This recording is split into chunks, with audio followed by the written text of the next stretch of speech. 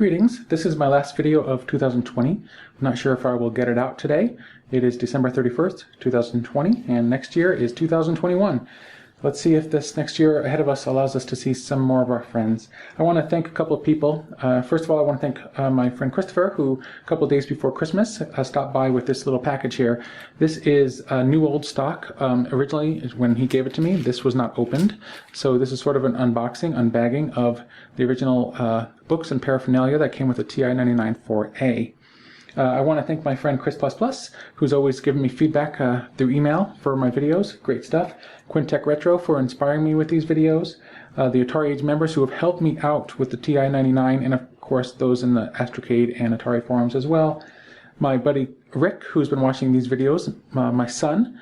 And let's see, who else? Robert, who I met locally and is a big TI-99 fan. And one of these days I'm going to get together with all of you. And lastly, but most importantly, I want to thank my wife for letting me be a nerd and loving me anyway. And so that's great stuff. So what we're going to do here is we're going to open this up, and I'm looking forward to looking it over with you. I spent about, I don't know, half an hour, 45 minutes looking what was in here over. And I've had a TI-99 in the box before, and then I had one in the late 80s that came with, I thought, everything, but I don't remember everything in this bag being in there. And I've had a couple of them in the box in the 1990s, and also, again, I don't remember everything that was in this bag being in it. And I presume that's because some of this stuff is stuff you'd take one look at and throw away, but I think now it might be more interesting to look at than ever before, because some of the things are really interesting, like the online source, for instance, which I was just talking to my wife a few minutes ago, telling her like the prices per minute and per hour to use your 300 baud modem or 1200 baud modem, I suppose, to access this. But let's get a better picture here, one where I take everything out. I know that some people have complained that I say, what's going to be coming up in the video, why don't I just get to it?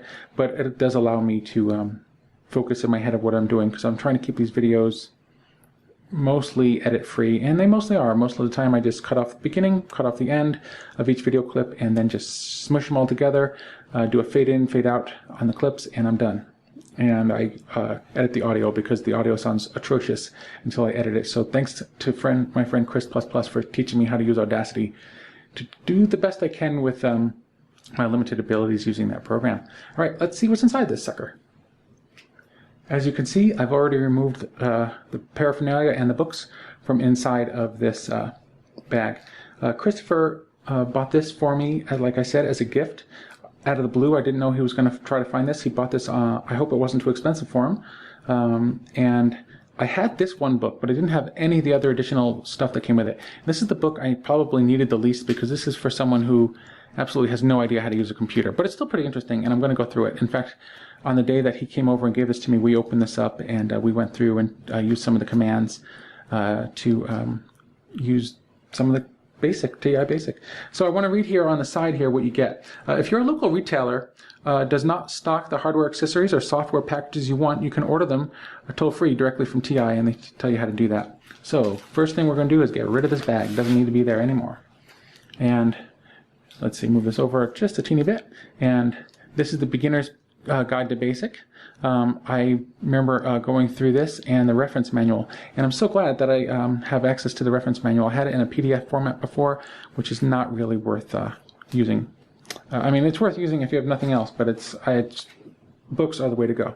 So let's kind of center this a bit more, and I guess I'll show you one thing is I'm not sure if this is exactly how it was when I got this. I think maybe this information was in the beginner's book. I can't remember for sure, but I opened this up about a week ago and it already has faded. However, this is exactly what was inside that bag. So some of the stuff I wasn't aware and I've never seen before, like this addendum for the for not just what was in this package, but some of the other TI cartridges.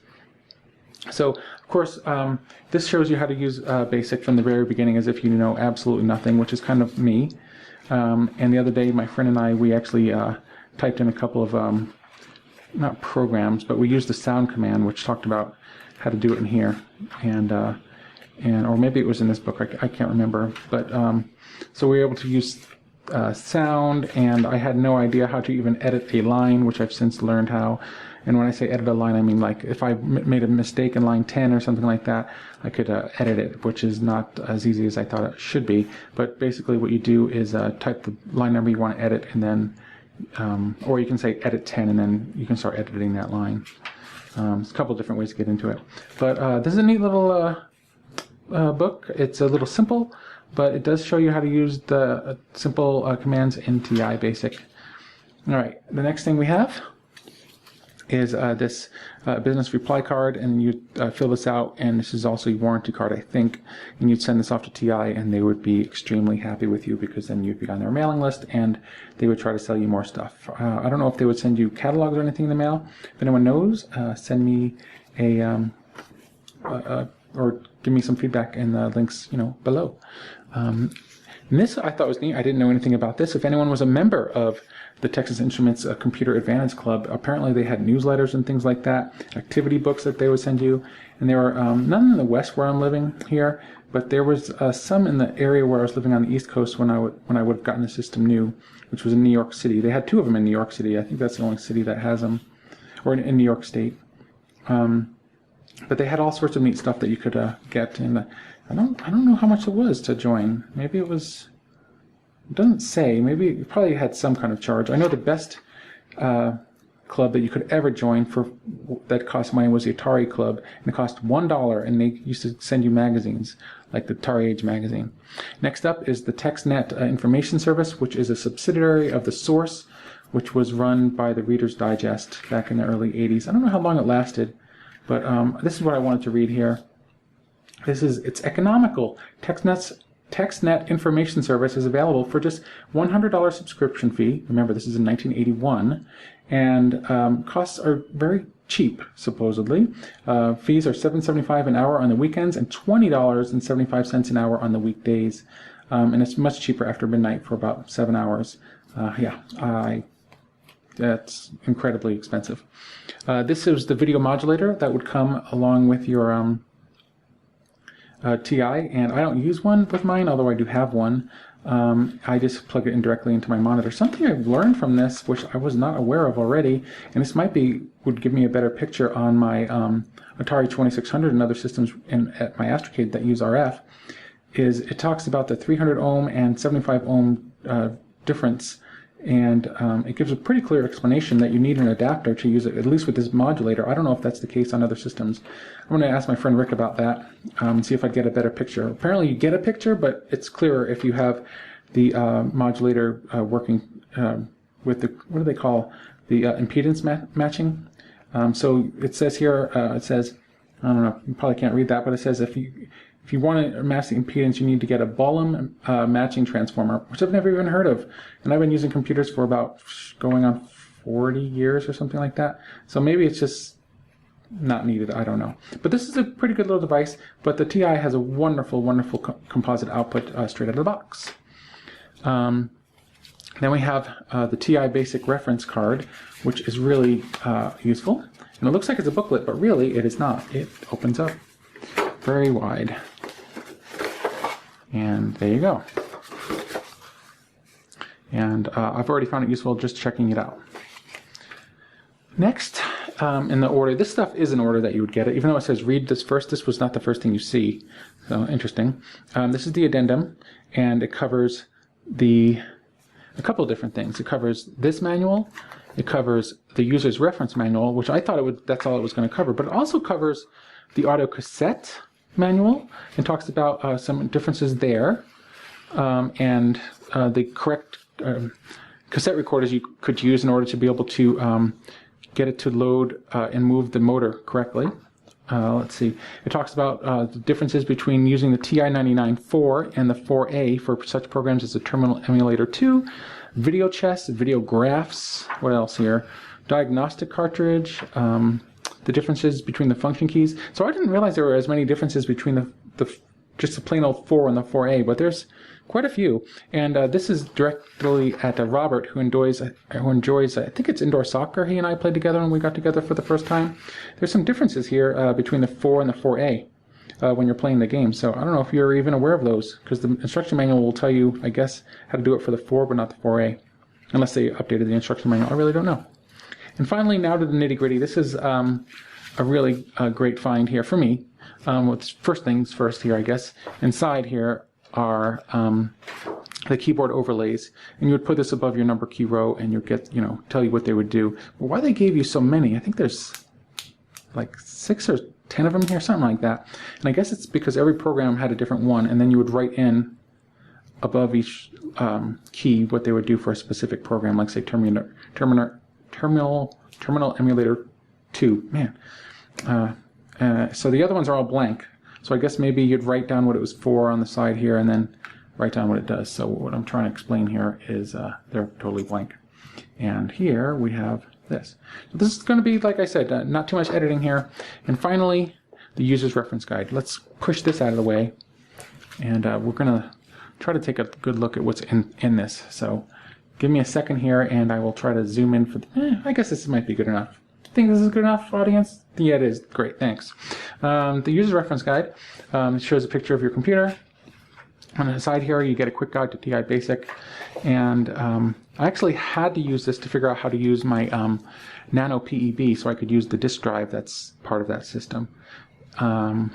So basically, that's it. That's what you would get in the box. Let me know if there's anything else you'd get in the box besides the computer, the power supply, and the demodulator. Like maybe some models, like the beige model, had different stuff in it. Like I have the silver model, and I think this is what came with the silver model, but I'm not 100% sure. Maybe this is from the later beige models. And I don't know if these are still available on eBay. I don't know if my buddy who bought this for me for Christmas bought one of a kind, or if it was part of a lot and someone has hundreds of these available. I don't know. Something that's pretty neat about this, which I guess I remember from when I was looking at the PDF, but I'd forgotten because I didn't need that information, is in the back here. There's application programs. I'm going to see if I can't find these and try them out. I'll zoom in a little bit so you can see what I'm talking about here. The application programs start with random color dots, so maybe I'll try typing that one in just for the heck of it. And I'm also wondering if these are available like all on one disk or something of it archived already, so I don't have to type them in. Then we have a program called Inchworm, and let's see what it's using here. It looks like it might be using some of the graphics commands. Let's see, call hchar. So does some sound. We'll try some of these programs out. Marquee, probably get something scrolling across the screen. Secret number, so you got to guess the number, which is higher, which is lower. And I was talking to Robert the first or second time he and I chatted, and he said this number he thought was in here. Because I was saying, I remember in the Commodore 65 user's guide that there was a high-low game, and I thought it would be neat to try one on the TI just as a first program for myself, since I really, I don't know if it was the first program I ever typed in, but it was one of them. It was one of the first programs I ever typed in, and it's very short on the Commodore. And then there's the bouncing ball, which looks kind of interesting. I'll try that one out. A checkbook balance, which I will avoid like the plague, because in fact I had to write a check just a few weeks ago for the first time, and it was the first time I wrote a check in a couple of years, but that was the only kind of payment that person took. Let's see, Codebreaker. I don't know what this is. Maybe it's like a mastermind game. And let's see what else we got. It's kind of cool that it gave you stuff you could type in. Character definition. This lets you create the things you were going to be using for your call character commands. So that's neat. It's a useful little program, get you started. And graphics match, which is funny, it's called graphics match, but obviously it's a slot machine program. Anyone who's familiar with my Astrocade podcast would know that there are many of these kind of programs written for Astrocade Basic, and I guess it's the same for all systems. They were simple, and they are an effective way to teach you a little bit about programming. And none of these programs really have comments on the side, but they do describe how they work, which is neat, and it allows you to learn how to program a bit. And so in the end, you've got a pretty long program. It'll probably take a while to type in, so I won't be typing that one in, but I might try it if I can find it online. And then we have finally a glossary, and yeah, I know I know most of these things are available on the internet, and I wish I'd realized that these were like, I'm going to show you something kind of funny here. So my buddy and I, Chris++, have emulated the TI, and we had no idea what was going on when the programs would say something like press redo to play again, or clear to do such and such, because there was obviously no command on the keyboard for that. But it turns out it's just here on these. Well, thanks for watching. I just wanted to make this a short one. I'm going to edit this, and if I get a chance, put it up online tonight. Tonight is New Year's Eve, and I will be going outside, hanging out with a couple of friends, social distancing across a campfire in our front yard. Hopefully you do something fun as well.